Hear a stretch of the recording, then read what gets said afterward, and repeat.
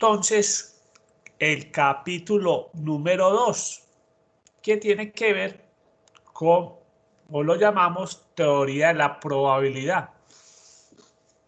En este capítulo vamos a crear las bases, los conceptos que se van a aplicar capítulo 3 y capítulo 4, o sea que parte de lo que vamos a necesitar capítulo 3 y capítulo 4 está contenido en este capítulo. Vamos a comenzar leyendo o compartiendo un documento que les envié sobre definiciones de probabilidad y donde obviamente vamos a hacer énfasis en cosas muy importantes. Veamos pues el primer documento que les quiero compartir. Bien. Teoría de probabilidad. Existen varias definiciones de probabilidad, inclusive nosotros podemos agregar otra más adelante que es obviamente una que resume mucho de esto. La primera definición de probabilidad nos lo da lo que se llama el método axiomático. Describe la probabilidad de la ocurrencia de un suceso como un número comprendido entre 0 y 1. Es decir, la probabilidad es mayor o igual a 0, pero menor o igual a 1. Se las pongo bien grandes esa inquietud. Luego, lo que no se nos puede olvidar, primer tip importante de probabilidades, es que la probabilidad no puede ser negativa, ni nunca superar el valor de 1. Cuando lo expresamos en porcentaje, su valor mínimo sería el 0% y su valor máximo será el 100%. Entonces, veamos pues en el tablero la importancia de esta definición que no se nos puede olvidar nunca, que las probabilidades, como lo dice ahí, primero que todo, la probabilidad,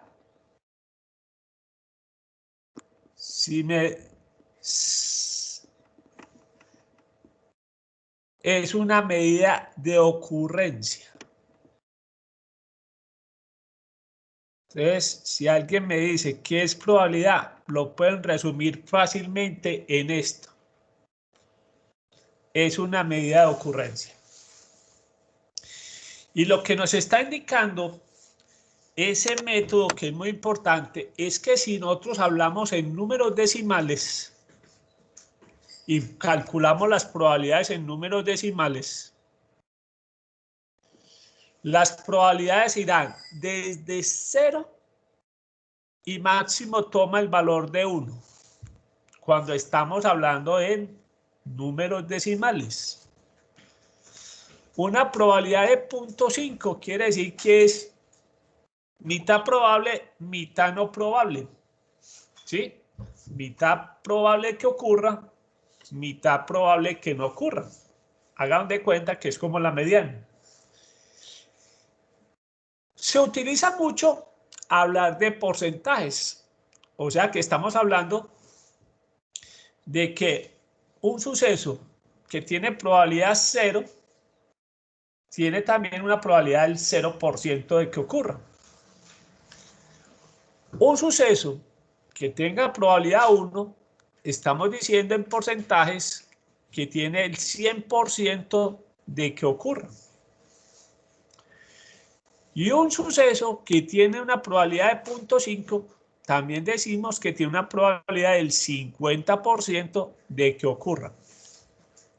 Entonces, lo más importante de este método axiomático es la advertencia de que las probabilidades no pueden ser negativas, ni tampoco pasar de 1. Bien, esa explicación la vamos a ver más adelante, que cuando estamos haciendo de pronto un ejercicio estamos calculando una probabilidad. Y si la probabilidad que estamos calculando nos da negativa, ya es un mensaje de que algo está malo. Y por el contrario, si estamos calculando una probabilidad y la probabilidad nos da una respuesta de 1.2 en número decimal, o sea que estamos hablando del 120%, también nos está mandando un mensaje de que eso no está bien. Aquí hay un error. No puede ser. Entonces, muy importante esta definición desde el punto de vista advertencia. Las probabilidades no pueden ser negativas ni pueden pasar de 1 si estamos hablando en números decimales o del 100% si estamos hablando en porcentaje. Nosotros nos vamos a acostumbrar mucho en trabajar en porcentajes para que sepamos. Calculamos una probabilidad, por decir algo que nos dé una probabilidad de 0.45. Obviamente nosotros al multiplicarlo por 100 estamos diciendo que la probabilidad de ocurrencia sería del 45%. Vamos acostumbrándonos entonces a dar respuestas en porcentajes. Veamos la segunda definición. ¿De qué método nos habla la segunda definición?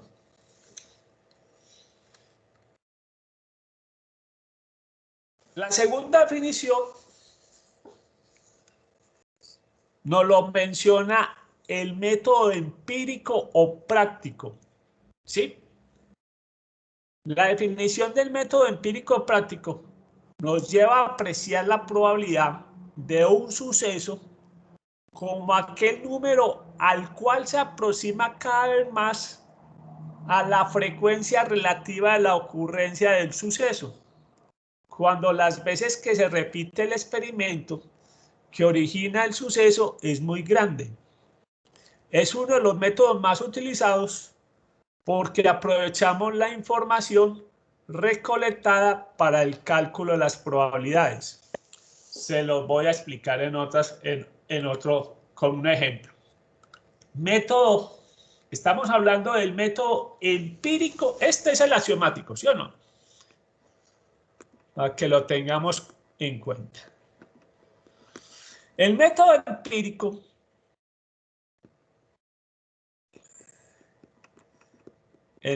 empírico práctico nos dice que la probabilidad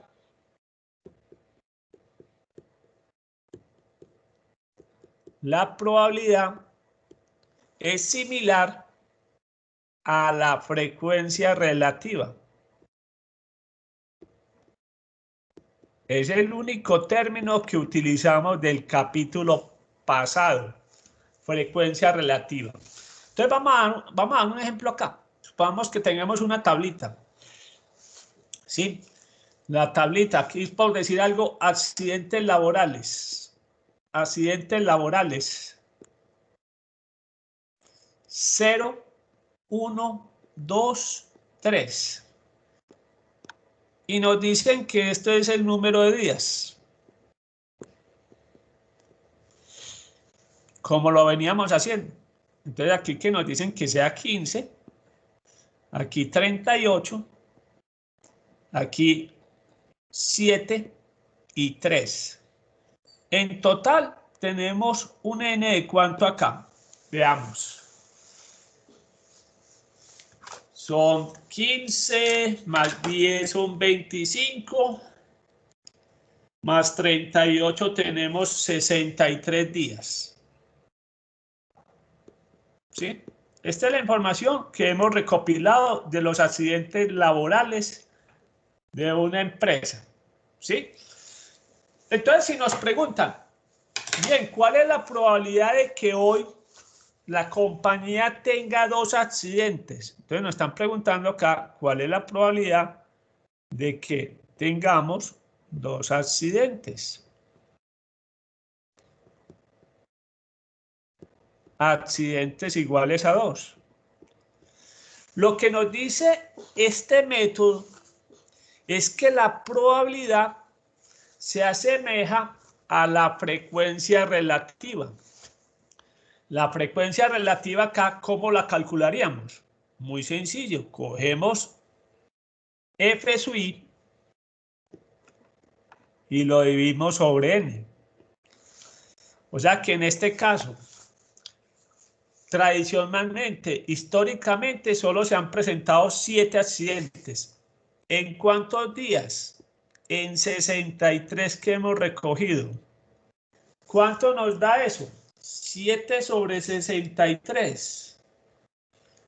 Eso nos da... Profe, Sí. ¿me podría repetir, por favor, por qué cogiste el 7 y el 2? No, un ejemplo. El ejemplo que nos están preguntando, nos están diciendo, ¿cuál es la probabilidad de que hoy se presenten 2 accidentes? ¿Sí? 2 accidentes. Lo que nos está diciendo el método es que la probabilidad se asemeja a la frecuencia relativa. Entonces, si queremos calcular la probabilidad de que se presenten 2 accidentes en el día de hoy, simplemente cogemos la frecuencia de 2, que fueron 7 casos, o 7 días, sobre el total de n, que es de 63. La respuesta acá nos da 0.1111.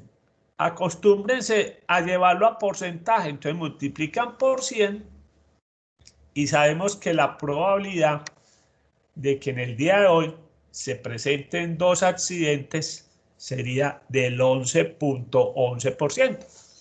Si nos preguntan, para hacer otro ejemplo, ¿cuál es la probabilidad de que hoy no tengamos accidentes? O sea, que los accidentes sean iguales ¿a cuánto? A 0. Cogemos su frecuencia 15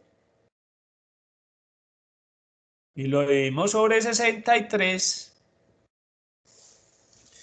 y nos da 15 sobre 63, nos da 0.2380,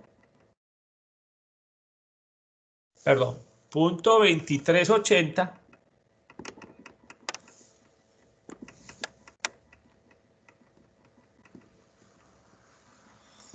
lo que nos da un 23.80%. Pregunta, ¿qué es más factible que suceda en la compañía hoy? ¿Que se presenten 2 accidentes o que se presente ningún accidente o que no tengamos ningún accidente? ¿Qué es más posible? Ningún accidente. Ningún accidente. Obviamente, la probabilidad de que no haya 0 accidentes es del 23.80%. Es una probabilidad mayor que la probabilidad de que tengamos 2 accidentes, que apenas es del 11.11%. Bien, estamos hablando entonces del método empírico práctico. Simplemente ese método dice que la probabilidad se asemeja a la frecuencia relativa. Entonces recuerden que la frecuencia relativa nos la calculábamos en el capítulo pasado como la frecuencia absoluta dividido n. Ojo, este método, para trabajar este método sí tiene un requisito. ¿Y cuál es el requisito? El requisito es que tenemos que tener información recolectada.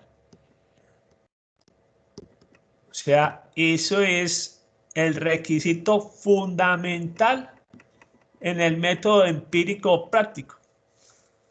Se trabaja con información recogida o recolectada, ¿sí? Bien, es el que más se utiliza, jóvenes, y el que vamos a utilizar más en este capítulo, el método empírico o práctico. Vamos a ver el método más viejo que existe, y en su nombre lo indica. Veamos cuál es el método más viejo que existe en la probabilidad. En su nombre lo menciona. Obviamente no es el método antiguo, sino que recibe otro nombre. El tercer método se conoce como el método clásico, como el cociente de dividir los casos favorables en que ocurrió un suceso por el número de casos posibles. Este es el método que puede resultar más difícil porque requiere que la persona tenga conocimiento del tema que se esté trabajando. No necesita información recolectada, simplemente sí necesita conocimiento del tema. Este es el método que se utilizó mucho para, o el que se utiliza mucho para las apuestas. Entonces, ahí lo dice. Para determinar un ejemplo, para determinar la probabilidad de ganar una apuesta de carrera de caballos, usted debe saber de hípica. Para determinar la probabilidad de una apuesta de chances, debe saber de chance o debe saber de la apuesta. Entonces, este es el método más viejo. La probabilidad, si se puede decir,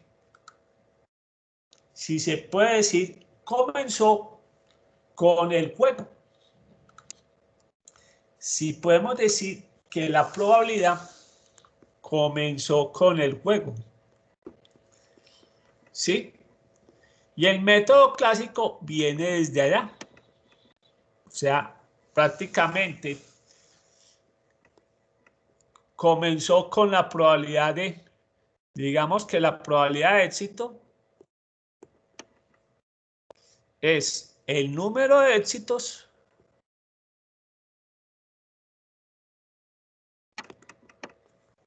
sobre casos posibles.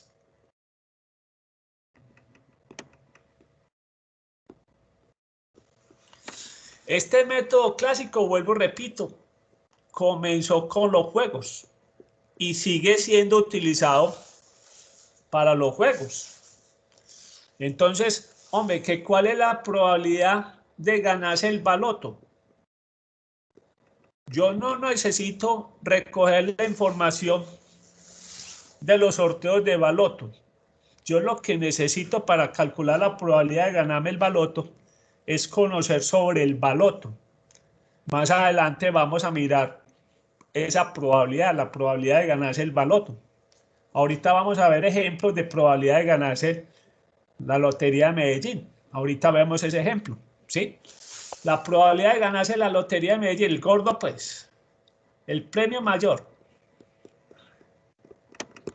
El premio mayor de la Lotería de Medellín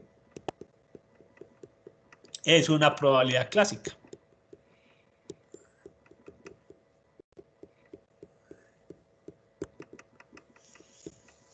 No necesito recoger información. Eso sí, yo necesito conocer sobre la Lotería de Medellín. ¿Cuántos billetes sacan? ¿Cuántas series sacan? Ahorita lo desarrollamos en un ejemplo. Ahorita veamos el ejemplo desarrollado. Bien, ejemplo, lo que dice ahí. ¿Cuál es la probabilidad de que yo me gane una quinela en hípica?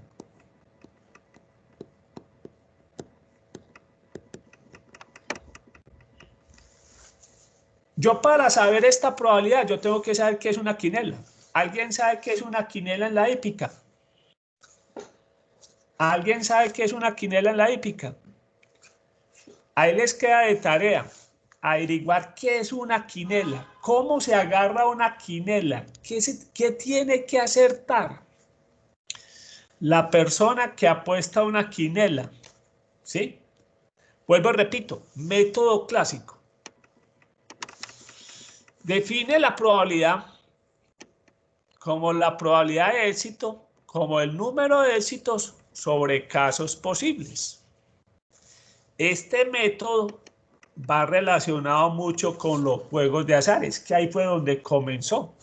Entonces aquí es donde está el ejemplo de que si usted lanza un dado y cuál es la probabilidad de que saque un número par, o cuál es la probabilidad de que al lanzar dos dados y tal. Esos son los típicos ejemplos de método clásico.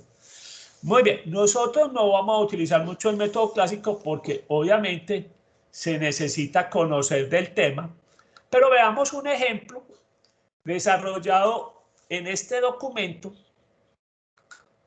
sobre el método clásico. El número 5. Dice así. Vamos a leer este. Un ejemplo de probabilidad clásica es ganarse el premio de la Lotería de Medellín. El premio mayor, vuelvo y repito, solo gana un número. Y en ese momento estábamos hablando de que la Lotería de Medellín tiene 10.000 números y 275 series. O sea que en total tiene 2.750.000 casos posibles. ¿Y quién se lo gana? 1. Luego esa probabilidad es igual a 1 sobre 2.750.000.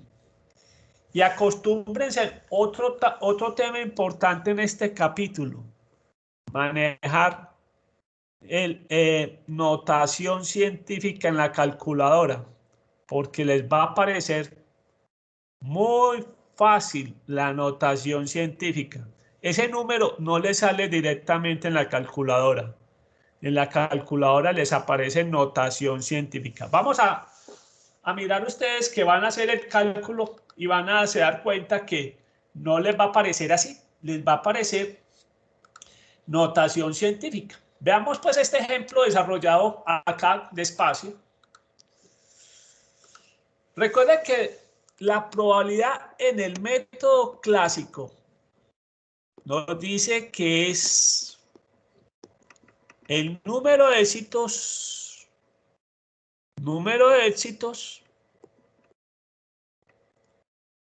sobre casos posibles.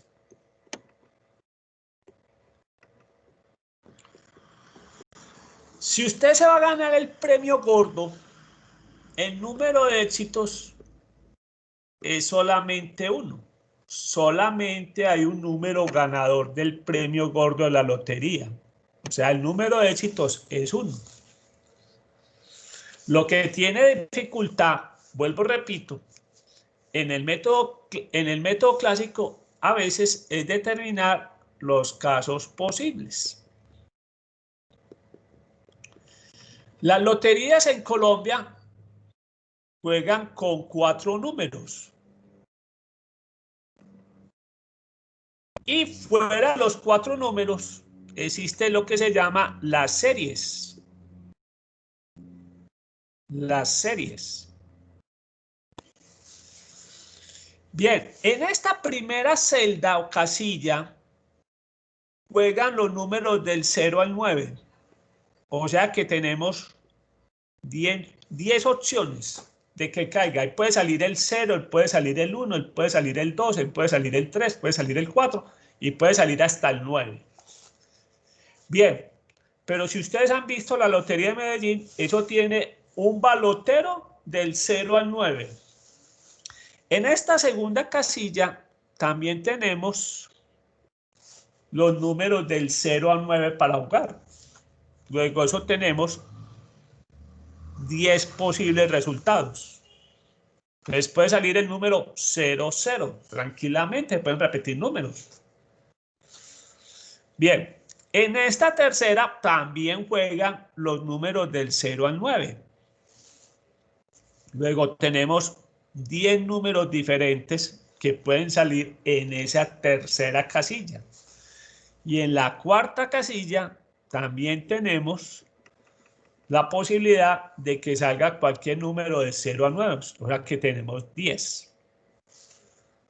Obviamente, vamos a ver más adelante que hay una cosa que se llama el principio multiplicativo o la regla multiplicativa. ¿Cuántos números diferentes podemos tener? Entonces, 10 por 10 por 10 y por 10, esto nos da hasta el momento 10.000 números diferentes. O sea que puede salir desde el 0000 hasta el 9999. Tenemos 10.000 números. Pero adicionalmente, para ganarse la Lotería de Medellín, usted tiene que acertar la serie. Y ahí en ese momento ya no existe eso, ya tenemos más. No sé ahora en este momento la Lotería de Medellín cuántas series tiene. Pasa de las 300, eso sí se los garantizo. En el ejercicio nos hablan de 275 series. O sea que también hay que multiplicarlo por esa serie. O sea que yo puedo tener el número 0000, serie 1. El mismo número 0000, serie 2. Y así el 00000 hasta el 275.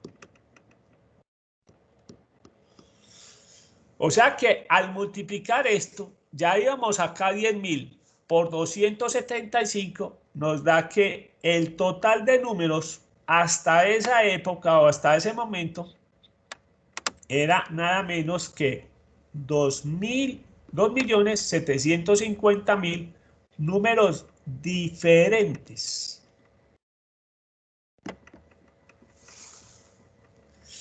Entonces, la probabilidad de ganarse la Lotería de Medellín, aplicando la fórmula, nos dice,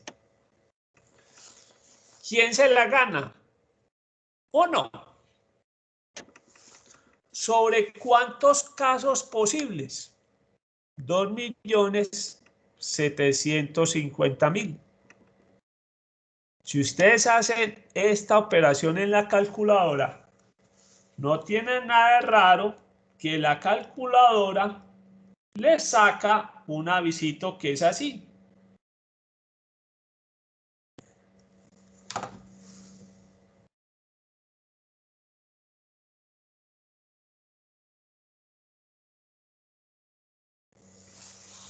Le saca ese avisito. ¿Eso qué es? Notación científica. Entonces, ojo, hay que manejar notación científica en este capítulo. Bien, notación científica. ¿Qué significa este exponente negativo? Que estamos hablando de un número supremamente pequeño. Ese exponente puede ser o negativo, o sea que eso es un número muy pequeño, o esto puede ser positivo, y ahí sería al revés, un número demasiadamente grande. Acostúmbrese que acá lo más común es que vamos a trabajar con números negativos. Lo que nos está indicando este número, para que lo tengamos claro, es, si lo vamos a escribir como número común y corriente, es el lugar. Ojo, ese 7 quiere decir que es el lugar después del punto donde comienza a escribirse el número. Entonces, si yo quiero escribir este número sería punto. Tengo que esperar hasta el lugar 7. 1, 2, 3, 4, 5, 6. Llegué al puesto 7 y ahí sí escribo el número. En otras palabras, ¿qué me está diciendo ese número tan pequeño? Chicos, ¿qué me está diciendo? Que obviamente la probabilidad de ganarse la Lotería de Medellín, el premio gordo, es una probabilidad muy pequeña. Eso es lo que nos está indicando eso, en otras palabras. ¿Sí? Entonces volvamos a mirar este es el método clásico. Vuelvo y repito, es el método con que comenzó las probabilidades. La gente empezó a determinar las probabilidades de ganar algo, ¿sí? Y todavía sigue siendo vigente el método clásico. Y vuelvo, repito, está muy asociado con todos los temas de los juegos. Entonces, ahora que está de moda todas las apuestas deportivas, Betplay y todas las carreras, utilizan el método clásico. Recuerda que para el método clásico, la probabilidad de éxito es el número de éxitos sobre casos posibles. Dijimos que para el método clásico es muy importante conocer del tema. Si no conocemos del tema, nos queda muy difícil determinar esas probabilidades. ¿Sí? Pero, entonces estamos mirando un ejemplo muy sencillo. ¿Cuál es la probabilidad de ganarse el premio gordo de la Lotería de Medellín? Sabiendo que en ese momento, no es el actual, aclaro, la Lotería de Medellín tiene 4 números, hay que acertar 4 números y hay que acertar la serie. Ese conocimiento de los 4 números y de las series nos permitió determinar cuántos casos posibles. En ese momento se podían emitir 2.750.000 números diferentes. ¿Sí? Luego la probabilidad de ganar es, solamente tenemos una posibilidad de coger el gordo, una, que sería los casos de éxitos, o los casos favorables también se llaman, sobre los casos posibles. Lo otro que es el mensaje es que acostumbrémonos a manejar notación científica. Va a haber muy común que cuando estemos haciendo los cálculos, nos va a aparecer la calculadora, ojo, esto lo aparece en el extremo derecho, números muy pequeñitos, luego es muy importante que lean toda la calculadora. Y cuando les aparece un número negativo, lo que quiere decir es que es un número muy pequeño. Y que este número lo que nos está diciendo es el lugar después del punto decimal donde se va a empezar a escribir realmente el número. Entonces acá va a empezar en el lugar 7. Entonces tenemos 1, 2, 3, 4, 5, 6 y ahí empezamos a escribir el número. Entonces es muy importante que practiquen notación científica. Muy bien. Sigamos. Veamos el método que sigue. Uno de los preferidos de los colombianos es el que sigue, pero les tengo una mala noticia. Muy poquito lo vamos a utilizar. No, en ninguno. Pero simplemente conozcan que existe la probabilidad subjetiva.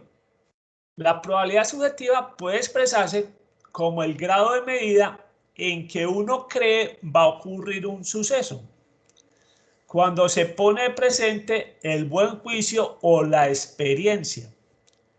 Generalmente no se tienen datos históricos para la estimación de la probabilidad.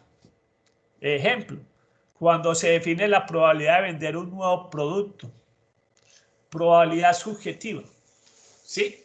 Bien, les voy a mencionar ejemplo de probabilidad subjetiva, aunque tenemos por ahí algo. Vamos a mirar ejemplos de probabilidades subjetivas aquí en el taller. Por acá están. Ejemplos de probabilidad subjetiva. Calcular la probabilidad de que el vuelo inicial comercial de Virgin Space al espacio sea un fracaso. Yo les cuento que hace muchos años escribí esto y se mencionaba el vuelo comercial de Virgin Space, vuelo comercial donde van turistas. No se ha realizado todavía.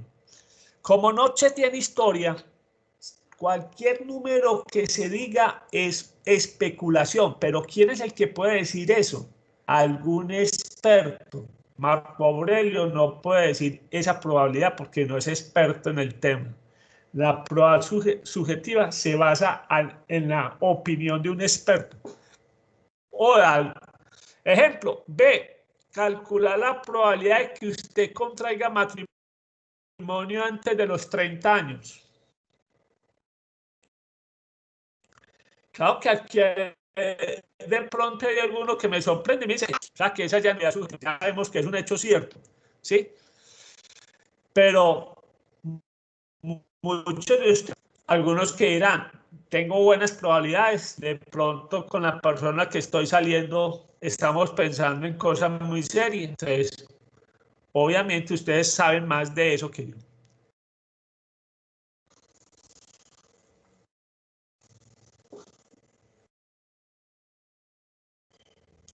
Bien. Calcular la probabilidad de que el déficit fiscal de Colombia se reduzca a la mitad en los siguientes 10 años. Eso solamente lo sabe un experto del gobierno. ¿Y qué puede ocurrir? Pues miren, cosas tan atravesadas como lo que estamos viviendo, que obviamente cualquier plan lo desbarató. Entonces vuelvo y repito, en resumen, la probabilidad subjetiva. ¿Qué es la probabilidad subjetiva? Se la voy a escribir aquí en el tablero. Simplemente lo que piensa un experto. La probabilidad subjetiva, nos volvamos a borrar todo esto nuevo. Probabilidad subjetiva. En resumen,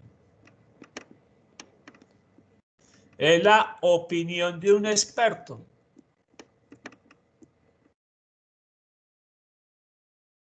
Bien, experto entre comillas porque a veces se descachan más. Ejemplo, un experto dijo, este barco no se va a hundir. Hizo glu, glu, glu, glu, glu en el primer viaje y lo dejó el experto, ¿no? Otro experto dijo, este edificio no va a caer. Eso lo entrevistaron por la mañana y por la noche se cayó el edificio. Entonces, por eso digo entre comillas, experto. La opinión de un experto sobre la ocurrencia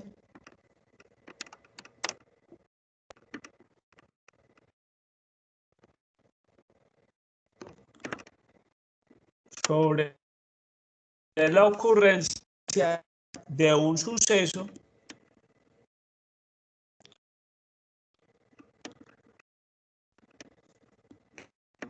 que pongámosle un suceso nuevo. Un suceso nuevo. ¿Sí? Ejemplo. Hoy inauguran por fin, vamos a inaugurar el túnel de la línea. Por fin.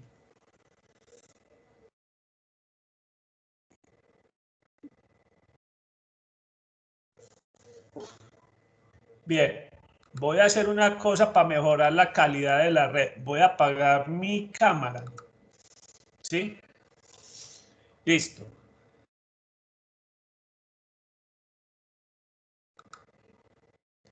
Entonces, por fin, hoy inauguran el túnel de la línea. ¿Cuál es la probabilidad de que el túnel de la línea cumpla con las expectativas de todo el mundo? No sabemos. ¿Sí? No sabemos. ¿Sí? ¿Por qué? Porque no se tiene todo lo que suceda en ese túnel de la línea es nuevo. ¿Sí?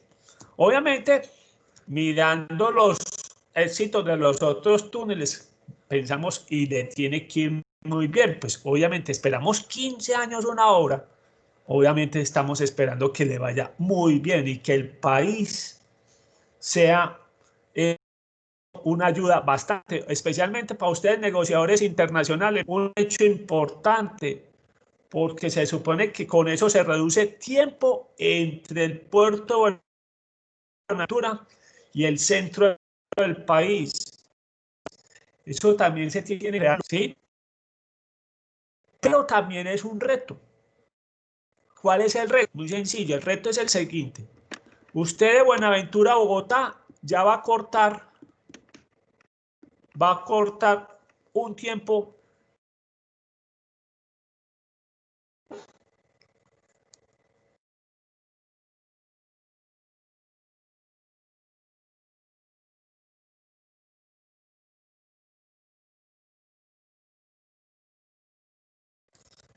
Bien, usted de Buenaventura a Bogotá va a recortar un tiempo sustancial, pero llega ese camión a Bogotá y toda la congestión del mundo.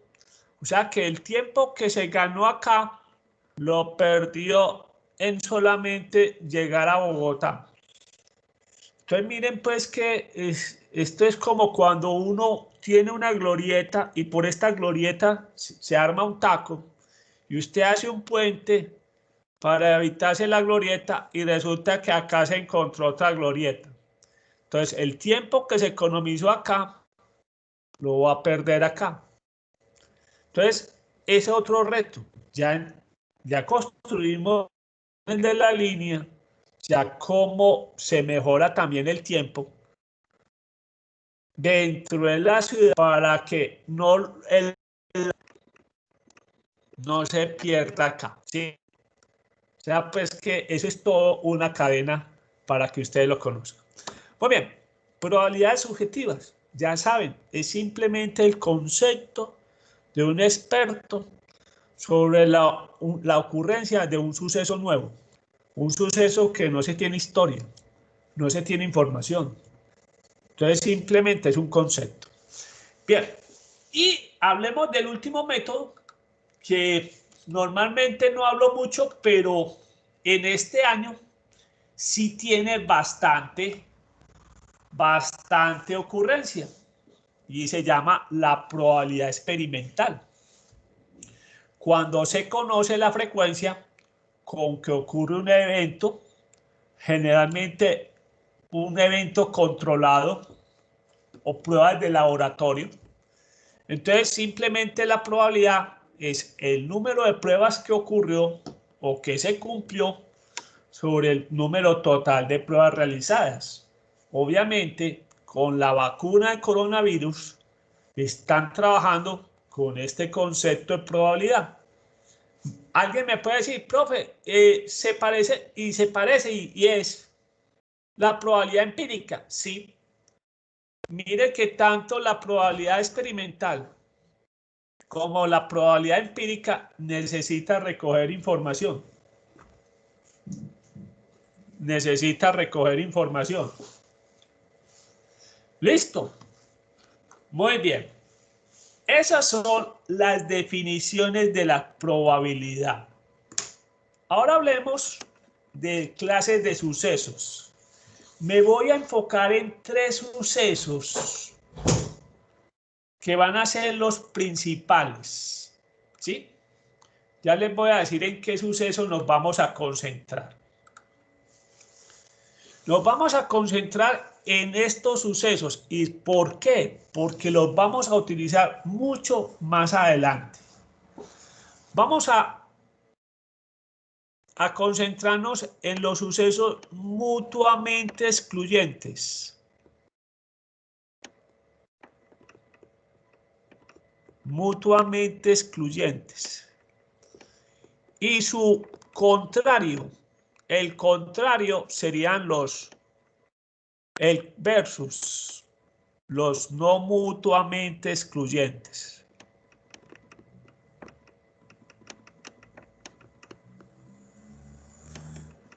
¿Por qué son importantes estos sucesos? Cuando veamos el tema de la suma de probabilidades,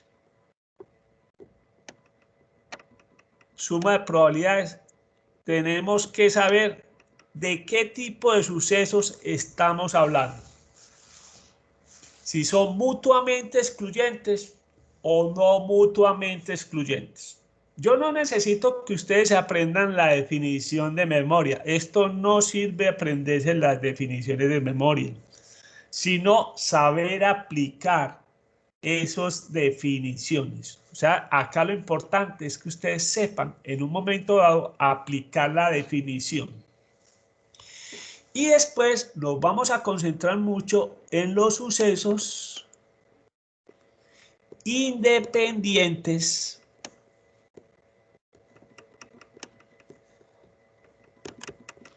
versus los sucesos dependientes. Versus los sucesos dependientes. ¿Por qué va a ser importante esta categoría de sucesos? Cuando veamos el tema de multiplicación de probabilidades. Entonces, si estamos viendo este tema es porque va a ser importante para esto. Muy bien, veamos entonces esas definiciones que vuelvo, repito, la idea no es que se las aprendan de memoria, sino saberlas aplicar. Sucesos mutuamente excluyentes. Si dices que los sucesos mutuamente excluyentes es que no tienen nada en común o no pueden ocurrir al mismo tiempo. Entonces, aprendamos eso, que no tienen nada en común o no pueden ocurrir al mismo tiempo. Veamos una herramienta que se va a trabajar bastante como ayuda en la suma de probabilidades, va a ser los famosos diagramas de Venn. Los famosos diagramas de Venn. Esas bolitas que ustedes vieron en teoría de conjuntos. Eso se conoce como el diagrama de Venn. Este Venn es con V y doble N, para que lo tengamos. Sucesos mutuamente excluyentes, que no tienen nada en común. Entonces, sucesos mutuamente excluyentes los identificamos claramente en un diagrama porque no tienen intersección. O sea que este es un suceso mutuamente excluyente. Son mutuamente excluyentes estos dos sucesos.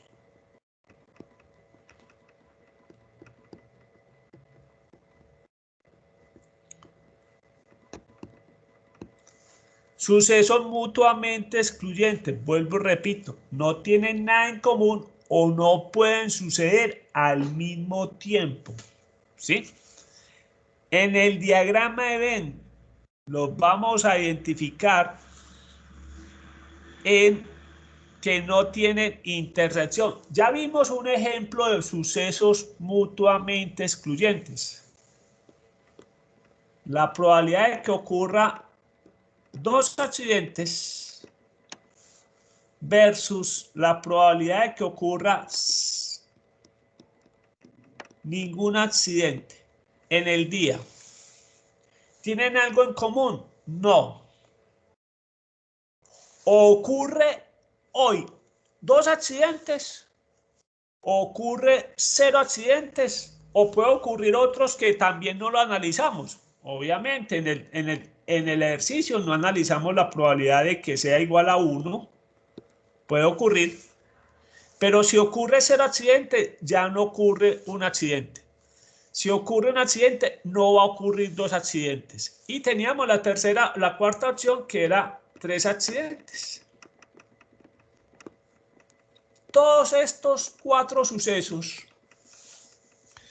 que no ocurra accidentes, que ocurra 1, que ocurra 2 o que ocurra 3, todos son mutuamente excluyentes. ¿Por qué? Porque, vuelvo y repito, no pueden en este caso suceder al mismo tiempo. Yo no puedo decir, es que la probabilidad de que ocurra hoy 0 accidentes o sí, no es 0 accidentes, no, 2 accidentes, no, o es uno o es otro. No pueden suceder los dos al mismo día, ¿sí? Entonces vuelvo y repito, sucesos mutuamente excluyentes son aquellos sucesos que no tienen nada en común, que los vamos a reconocer en un diagrama de Venn porque no tienen intersección o no pueden ocurrir al mismo tiempo. Todo lo contrario, ¿cuáles son los sucesos no mutuamente excluyentes? Veamos lo contrario, los sucesos no mutuamente excluyentes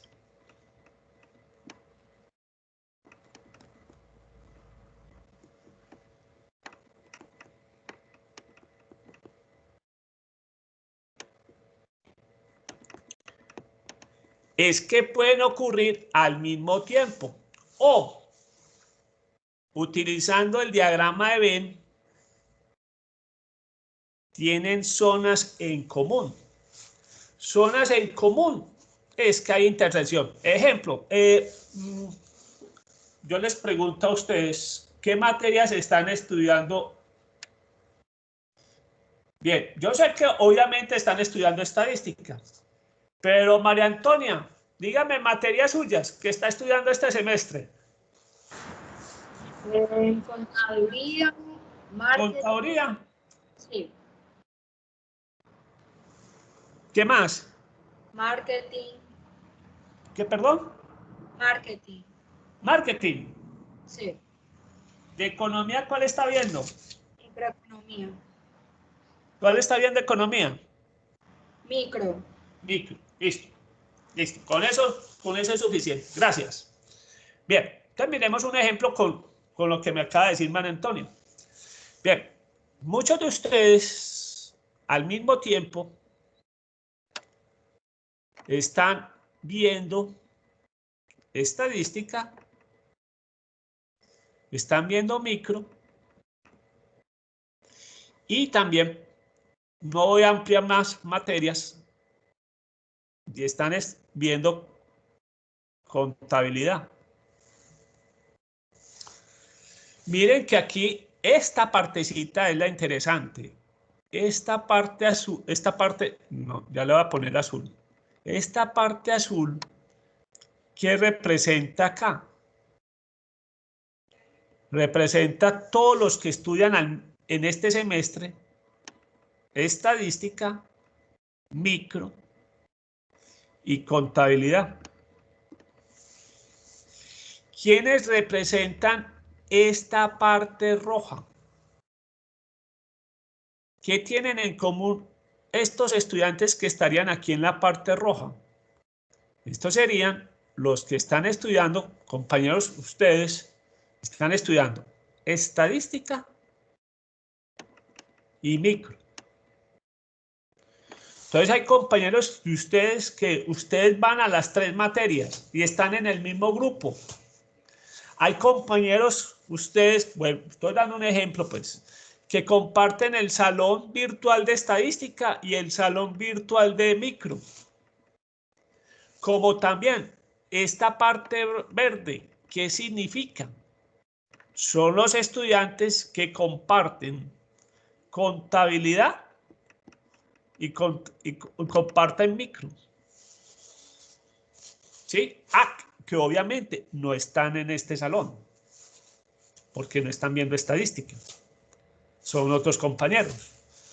Y estos son, obviamente, compañeros, pongámosle otro colorcito, el amarillo, que sí, en este momento ustedes están acá en estadística, que eso sí lo tenemos con certeza, y ven también contabilidad. Estos sucesos no son mutuamente excluyentes. Todo lo contrario. ¿Tienen zonas en comunes? Sí, las intersecciones. Zonas en común, las intersecciones. ¿Y pueden ocurrir al mismo tiempo? Sí, ustedes están estudiando. Hay un grupo de ustedes que están estudiando las 3 materias y de pronto hasta más. Entonces es muy importante tener claro la diferencia entre sucesos no mutuamente excluyentes y mutuamente excluyentes.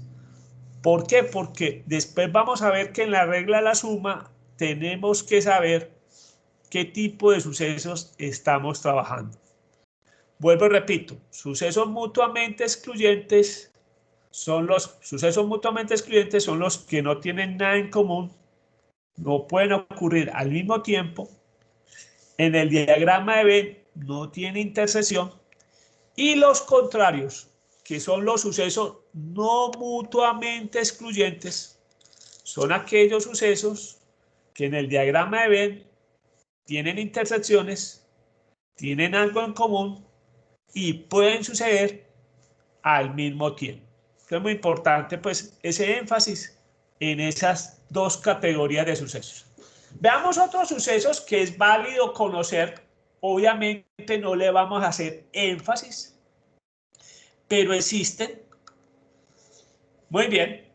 Hay otro ejemplo ahí que lo pueden leer. Existen los sucesos igualmente probables. No lo destaco, simplemente la característica por cultura nada son los que tienen la misma probabilidad de ocurrir. Entonces a nosotros nos dicen, estos dos sucesos son igualmente probables, porque tienen la misma ocurrencia, la misma probabilidad de ocurrir. Sucesos opuestos o contrarios. La ocurrencia de uno evita que el otro ocurra. Ahí tenemos un ejemplo. No le vamos a hacer énfasis a eso, porque eso no lo vamos a utilizar para fórmulas. Estos 4 y 5 sí es importante saberlos. Sucesos ciertos son los que tienen absoluta posibilidad de ocurrir. Los sucesos ciertos, ahorita se los digo, son los que tienen probabilidad de 1. Y todo lo contrario serían los sucesos imposibles. Son aquellos que no puede ocurrir. Ejemplo, que una persona manualmente elabore más de 1000 hamburguesas en una hora. Eso es imposible. Manualmente no. Que usted esté manejando una máquina que haga las 1000 hamburguesas, sí, pero manualmente no. Muy bien. Ese sexto también es sucesos compatibles. Son aquellos que pueden suceder simultáneamente. Ejemplo, llover y estar haciendo un día soleado. Pasa eso. Bien, ahora veamos nuevamente las dos categorías que también le vamos a hacer énfasis. Y son los sucesos independientes y los sucesos dependientes. Sucesos independientes. Cuando la aparición de uno de ellos no afecta para nada la ocurrencia del otro. Ejemplo, el llenado de los productos de la máquina A no tienen que ver con el llenado de los productos de la máquina B. Ahorita hacemos un ejemplo con base en lo que estamos viviendo. Sucesos dependientes. Cuando la ocurrencia de uno de ellos afecta la ocurrencia del otro. En líneas de producción en serie es muy frecuente que cuando una máquina presenta inconveniente con un artículo, el proceso no se normaliza, el siguiente artículo también saldrá con algún defecto. Vamos a hablar entonces en pantalla y veamos, destaquemos los sucesos que hemos mencionado ahí. Bien. Mencionemos los sucesos ciertos, que esos son, que tienen una característica, y los sucesos imposibles.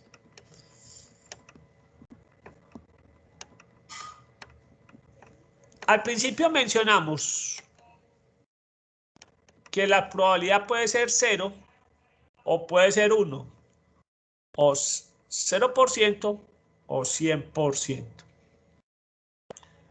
En esos extremos se ubican este tipo de sucesos. El suceso imposible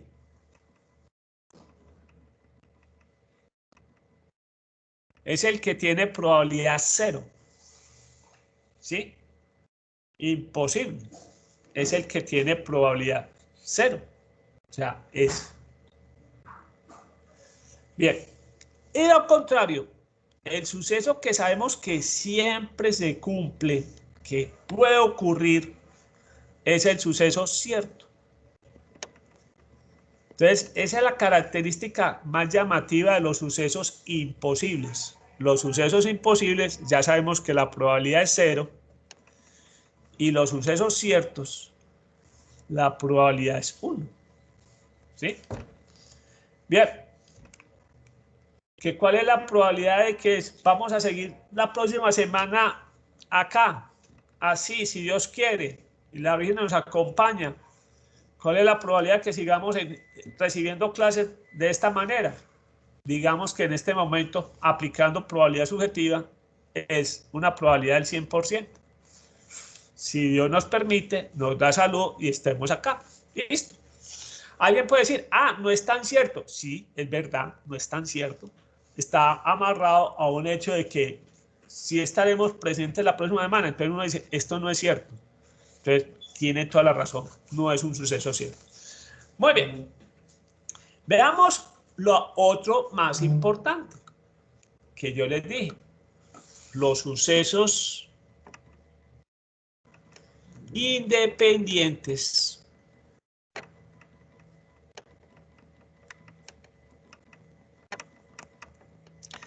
Versus los sucesos dependientes.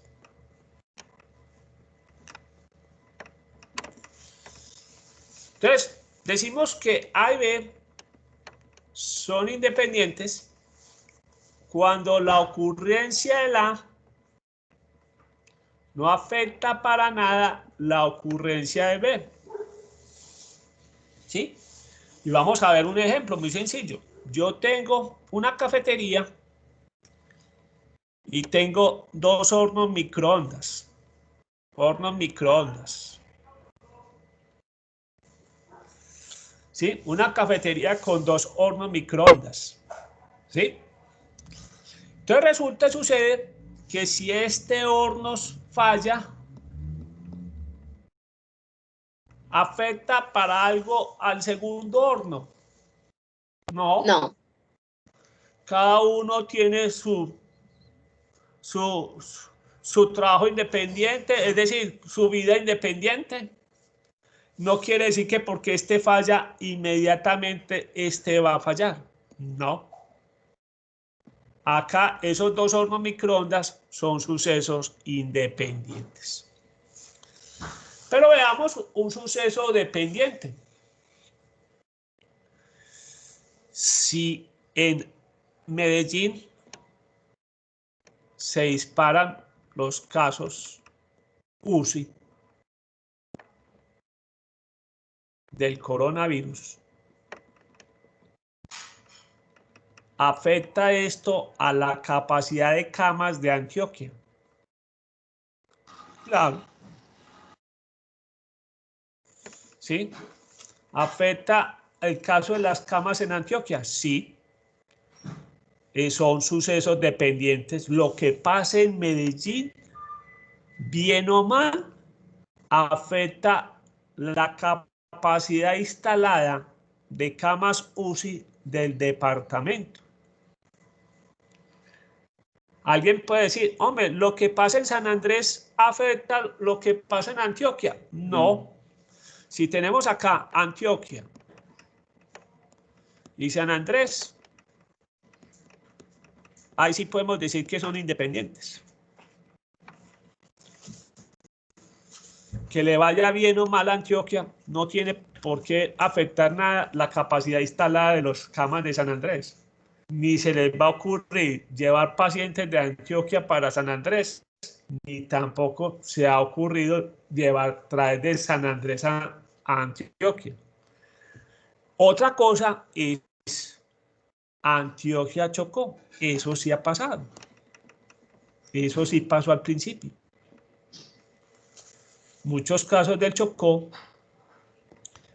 terminaron siendo hospitalizados en Antioquia, porque en ese momento Chocó estaba colapsado y Antioquia tenía una muy buena capacidad libre, ¿sí?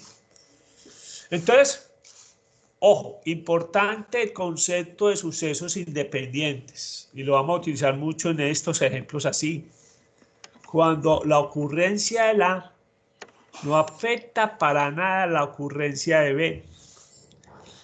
Y al revés, en los sucesos dependientes, si algo afecta a A, se traslada a B, si afecta a B.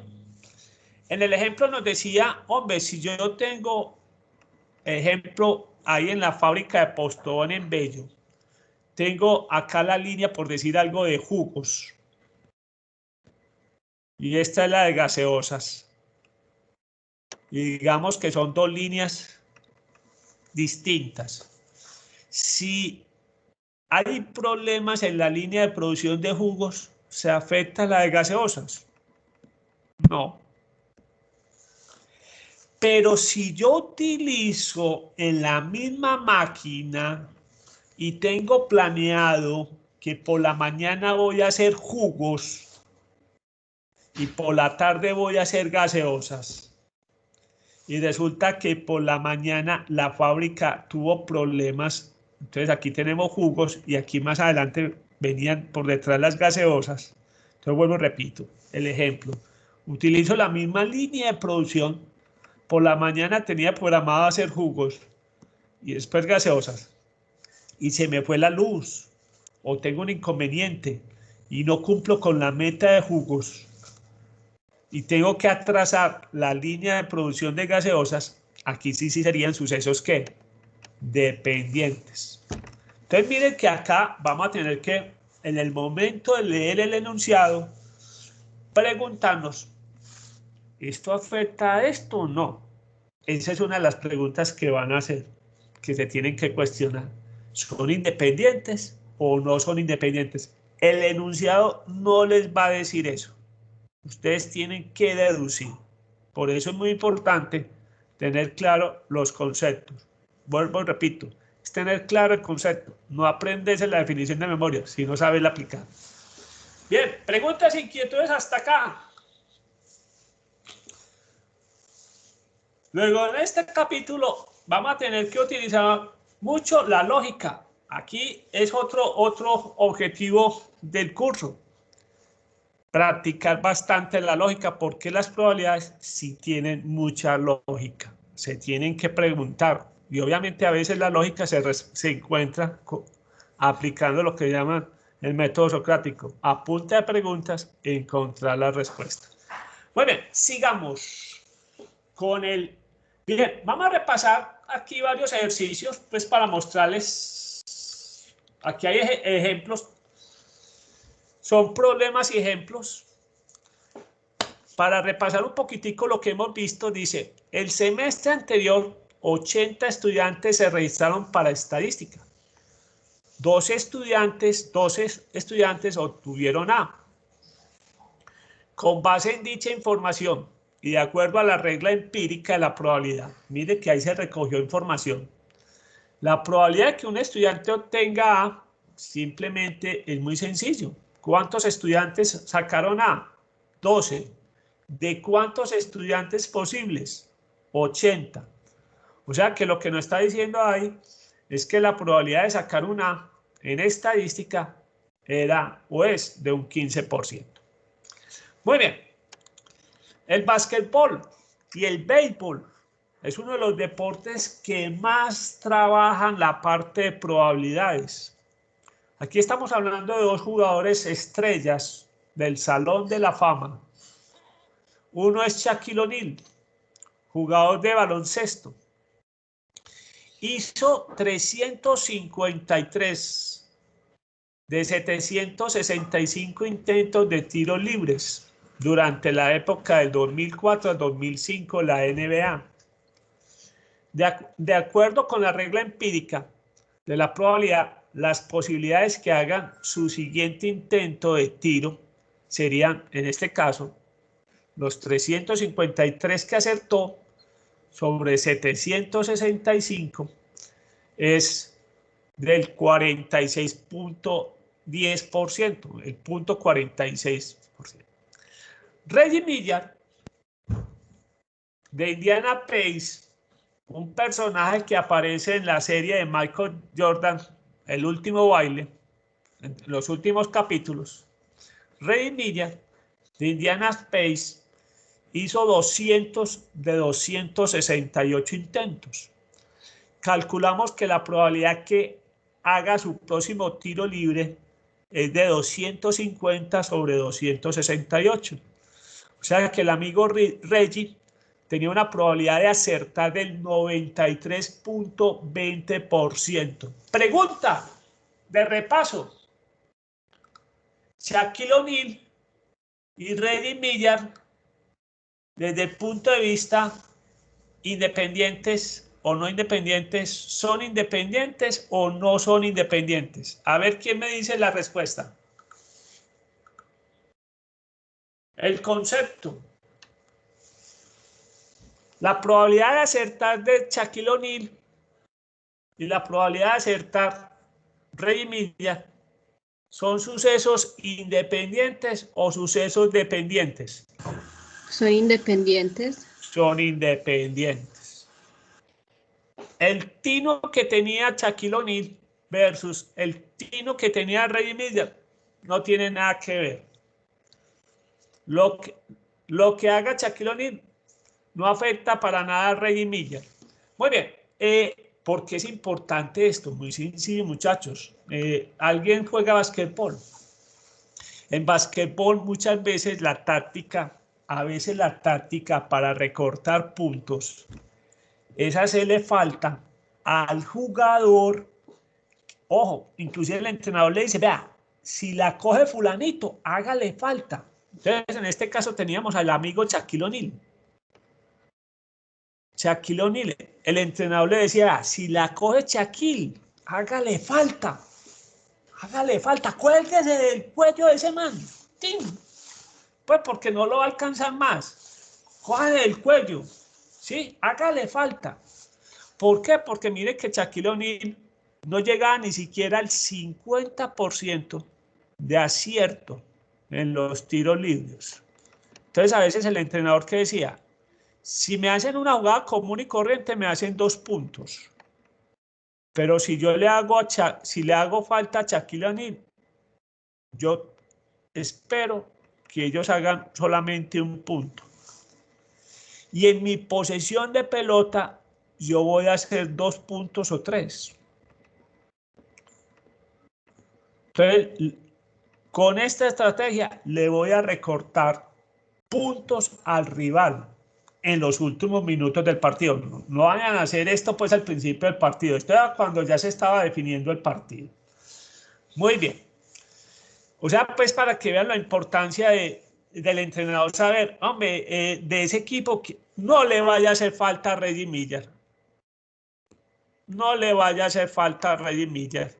¿Por qué? Porque Reggie Miller lo más probable es que hiciera los 2. Entonces, intocable ese personaje para hacerle falta. ¿Sí? Muy bien. Entonces, miren lo importante.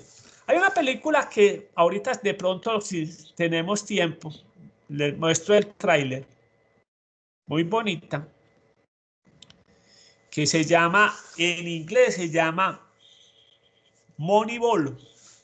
Esto pasó en la vida real. Esto es un hecho real. Esto se trata de un equipo de béisbol. Ahorita de pronto vemos más bien el tráiler. Y las decisiones que hicieron estos personajes de reconstruir el equipo fue con base a las probabilidades, para que ustedes sepan. ¿Sí? Ahorita les muestro el tráiler. Ahorita entonces hacemos eso. Les muestro el tráiler. Bien. Sigamos. Para que ustedes vean una película que la recomiendo. Las damas tienen un atractivo para ver la película. Después les muestro quién es el atractivo ahí. Pues hay damas que les gusta el personaje de la película.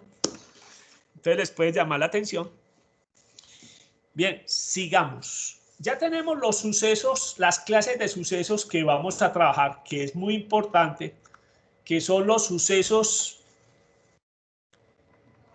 mutuamente excluyentes, no mutuamente excluyentes, los independientes y los dependientes. Vamos a ver las propiedades elementales de las probabilidades. Bien, hay unos que ya hemos hablado. La probabilidad de un suceso ya sabemos que cae entre 0 y 1. No puede ser negativo, no puede ser mayor de 1. Hecho reiterado. La probabilidad de un suceso imposible es 0. Ya también lo hemos hablado. Ya sabemos que la probabilidad de un hecho cierto también es 1. Listo. La tercera es muy importante. Nos dice, ojo, la suma de las probabilidades de todos los resultados mutuamente excluyentes es igual a 1. Entonces vuelvo y repito esa parte. La suma de las probabilidades de todos los sucesos mutuamente excluyentes es igual a 1.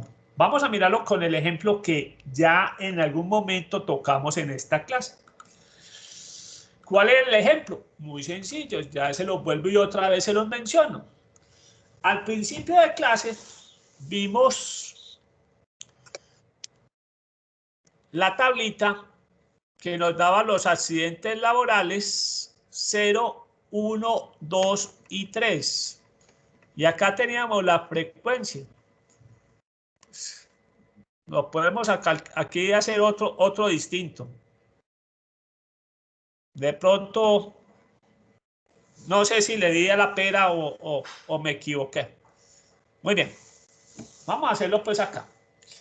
15 más 48 más 7 más 3. Creo que le aumenté más casos al asunto. Ya vimos que estos son sucesos mutuamente excluyentes. Cada uno es mutuamente excluyentes. Entonces, ¿qué es lo que me está diciendo acá? La propiedad, ojo, la propiedad número 3. Me está diciendo en otras palabras que la suma de todas las probabilidades, si son sucesos mutuamente excluyentes, esa probabilidad es 1. Ay, 1. Es 1. En este caso, si yo digo la probabilidad de que accidentes sean 0 más la probabilidad de que los accidentes sean 1 más la probabilidad de que los accidentes sean 2 más la probabilidad de que los accidentes sean 3. Todos son mutuamente excluyentes. Esto nos tiene que dar, esa suma nos tiene que dar 1. Pues hagamos la prueba. ¿Cuánto da la probabilidad de 0? Vimos que la probabilidad de 0 era 15 sobre 73. ¿Cuál es la probabilidad de 1? 48 sobre 73. ¿Cuál es la probabilidad de que tuviéramos dos accidentes? Serían 7 sobre 73. Y la de 3 sería apenas 3 sobre 73. Bien, recuerden, común denominador, dejo el común denominador y sumo los numeradores. 15 más 48 más 7 más 3. Y obviamente esto nos da 73 sobre 73 nos da 1. Bien, entonces vuelvo y repito esta propiedad. Nos dice, ojo, los eventos tienen que ser mutuamente excluyentes. ¿Sí? Mutuamente excluyentes. La suma nos da 1. Bien, ¿esa propiedad para qué nos va a servir? Ojo, esa propiedad nos va a servir para determinar o errores,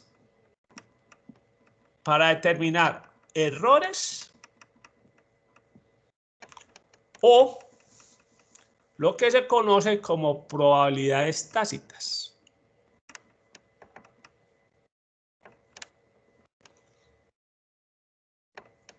Bien, veamos. Esto me encanta porque si hay alguien bien malo para manejar las estadísticas en Colombia son los periodistas deportivos. Entonces, listo. Recuerde que tenemos que los próximos partidos de la selección Colombia vamos a empezar jugando con la selección de Venezuela. Entonces, ejemplo, si aquí tengo el periodista 1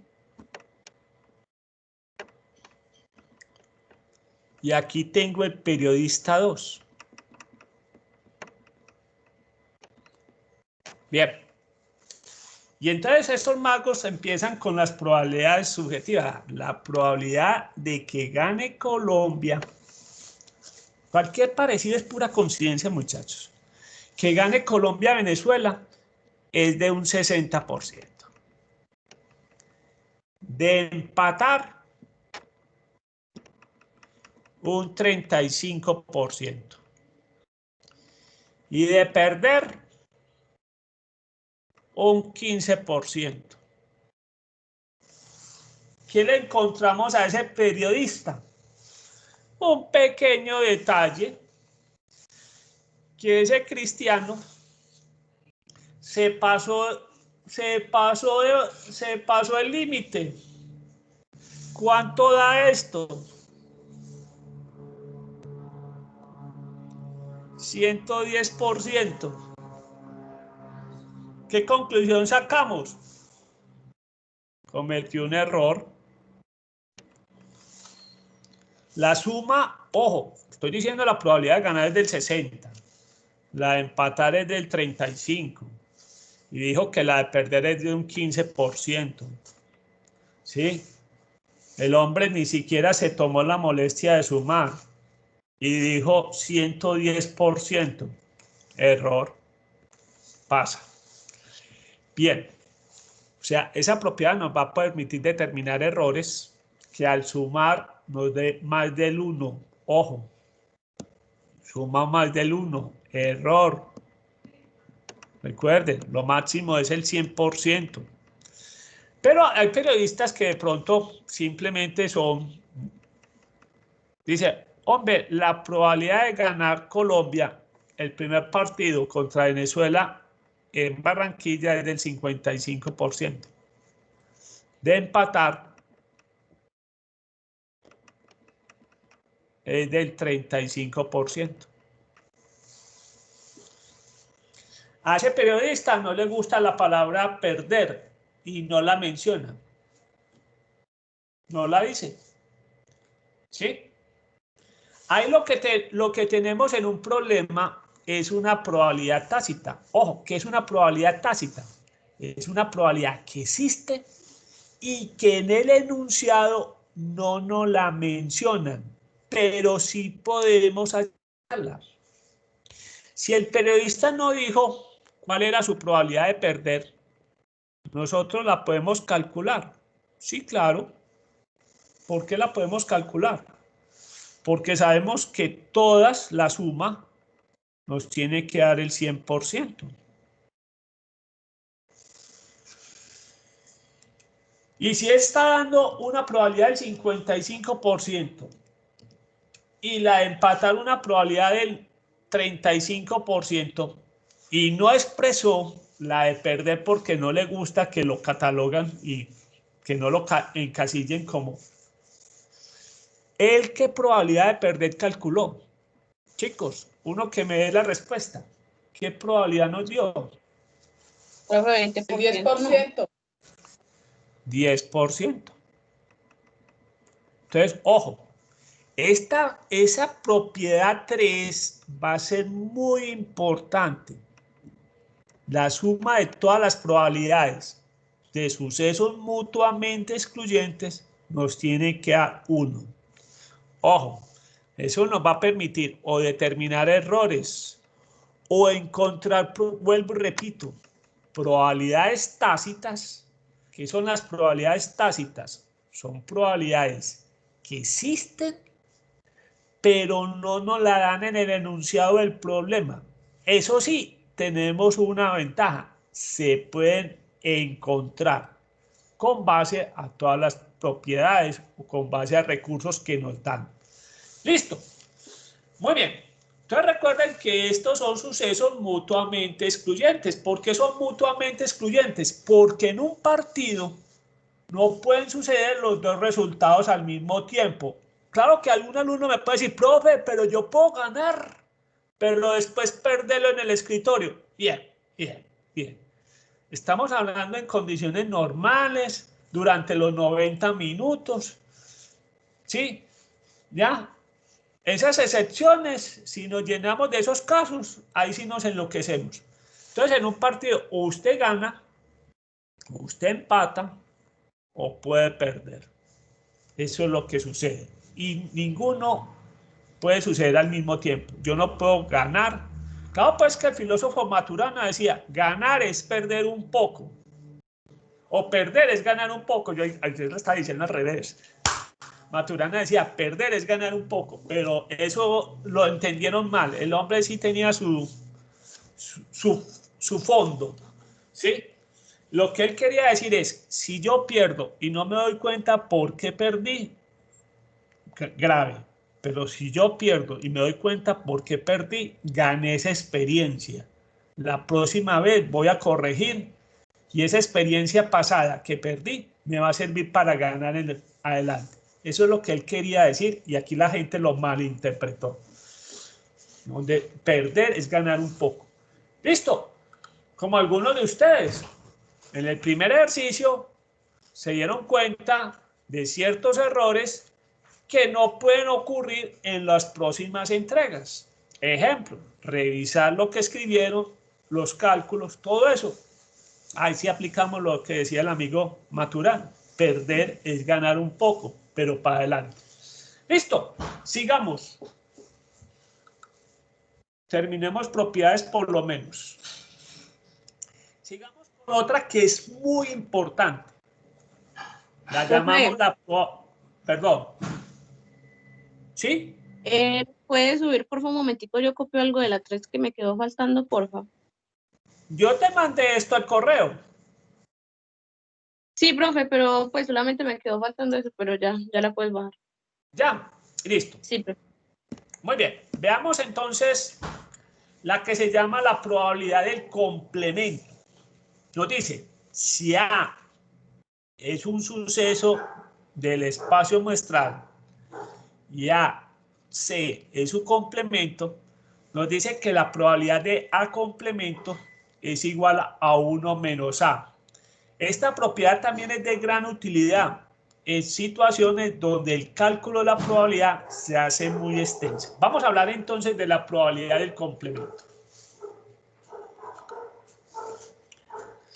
Propiedad del complemento. Bien.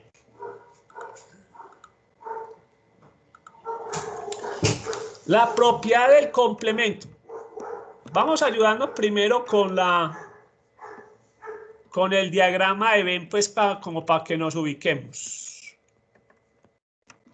La propiedad del complemento.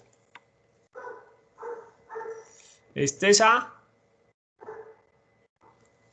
Y obviamente, la ventaja es que, ojo, acá el universo, ya sabemos que suma un 100%. En el universo de probabilidades, el universo, que es la suma de todas las probabilidades, ya sabemos por la propiedad anterior que es del 100%. Si a mí me dicen que en este caso, la probabilidad de ocurrencia de A, es de un 45%. O sea que estamos hablando del número decimal de 0.45. Muy importante eso, porque muchas veces nosotros hacemos las operaciones con los números decimales.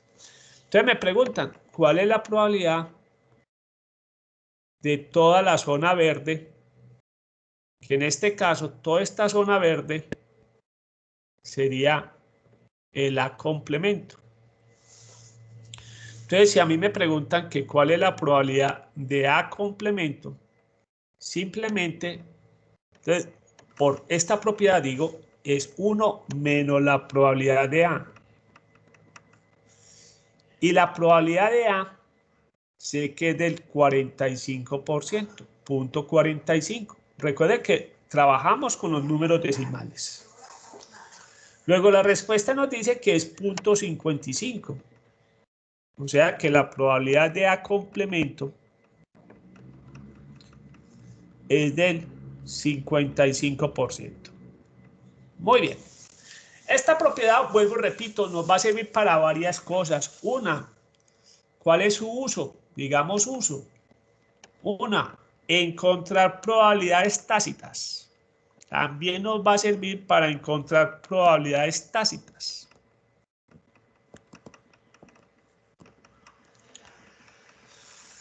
Probabilidades tácitas. Ojo. Veamos entonces el uso de las probabilidades tácitas. Veamos un problema que nos pueden suceder. Nos dicen así, vean.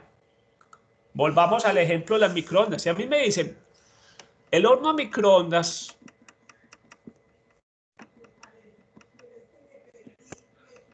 me dicen que el horno a microondas la probabilidad de cumplir la garantía, ojo, la probabilidad de cumplir la garantía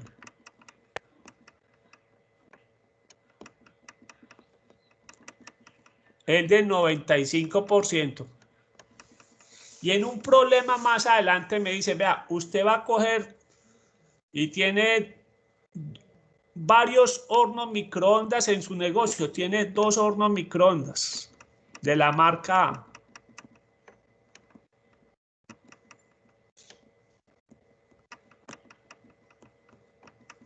Me dicen, ¿cuál es la probabilidad de que el primero, por decir algo, funcione?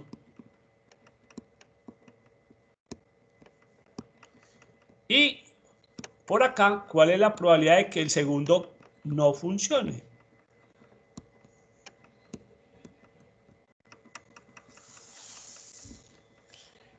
Acá, funciona, es que cumple la garantía, en otras palabras, perdón. Entonces, ¿cuál es la probabilidad de que cumple el primero? Primero cumpla, pues. Pues esa es muy fácil. Aquí me está diciendo 95%. Y esta es la probabilidad de que el segundo no cumpla.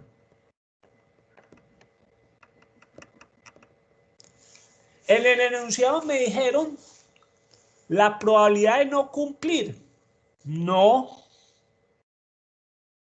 me dijeron esa probabilidad, pero yo sé que el horno microondas solo tiene 2 opciones: cumplir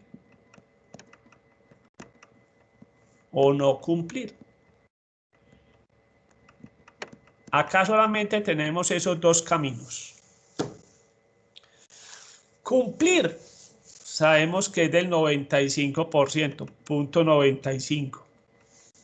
La de no cumplir, yo me acuerdo que existe la ley del complemento. Entonces, en este caso sería 1 menos punto 95 me da el 5%. O sea, en resumen, la probabilidad de cumplir, ya no lo dijo el problema, era el 95%. La de no cumplir, obviamente la deduje por la ley del complemento y sé que es del 5%.